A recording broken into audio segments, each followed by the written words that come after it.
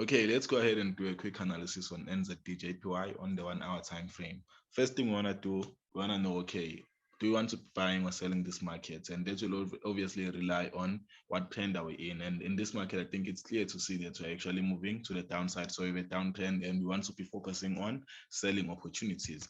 We came from these equal highs, broke this level here, which was a support.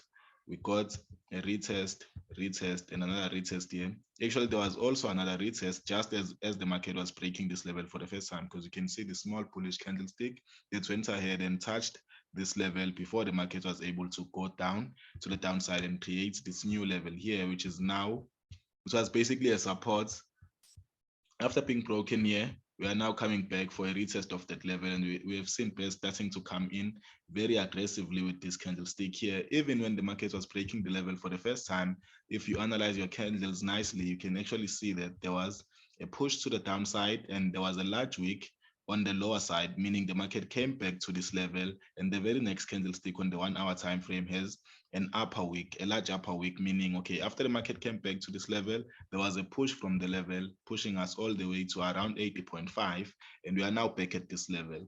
The only thing I want to be doing here around this area, I obviously want to be selling, as this is still a valid level, in the sense that, number one, I don't like trading old levels, so I'm focusing on this level because it's only been retested once and now a second time. I think the only thing I have against selling for now, if you check the candlesticks, first of all, as we were going back to basically test this level, we had a push and we dropped a bit, another push, and this push now is a bit higher than this. We have basically another leg to the downside and another push. So there's a zigzag formation as we are going back, and I don't like seeing those. It's best if the market, if bulls just basically come in, take us back to the level. Now, if they are creating higher highs and higher lows, I'm not really a fan of trading those. But what can actually help me out is the candlestick analysis around this area here. The only thing is, another thing to look at, not the only thing, another thing to look at is this bearish candlestick that we had when we came back for a retest of this level.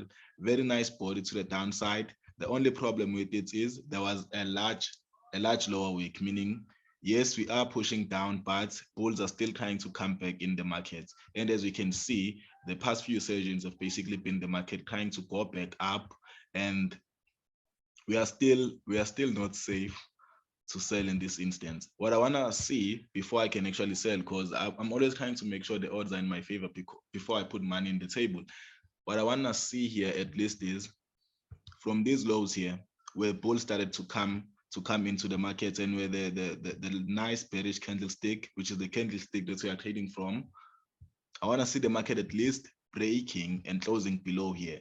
I want to see a good bearish close below this here. So a good bearish close is not just any red candlestick. It has to be a red candlestick that is telling me exactly what I want to see. It has to be a candlestick telling me, okay, bears are now really back in this market.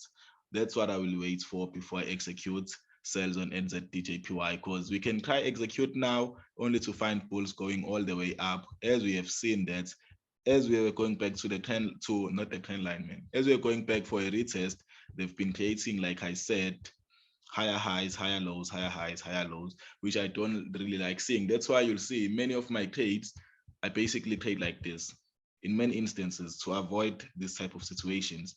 I want to be taking trades as soon as the market is breaching this area. So if I have an area like this, okay, I see, okay, we are basically falling, and I have a nice support like this. As soon as the market is closing below here, that's when I want to be executing, because that's when the odds are in my favor in most cases. I don't have any bulls that I'm struggling with, because it's clear that, okay, bulls have been coming in, coming in, coming in. In this instance, if bears are able to close below, I want to be selling. I have my stops above the area, and I'm able to pick up pips before people who focus on trading retests are even able to get an opportunity. And when the market is coming for a retest, you need to remember, yes, we are still in a bearish market, but bulls are the ones who actually are in play to take us for the retest, to take us back for a retest. So that's why I don't really like trading retests. So even in this instance here, we have a nice support area. Once the market is able to basically break below this, I want to be selling, have my stop losses above here, and I'm able to make money before the market even comes back for a retest. So yeah, let's see how it goes. NZDJPY on the 1 hour time frame.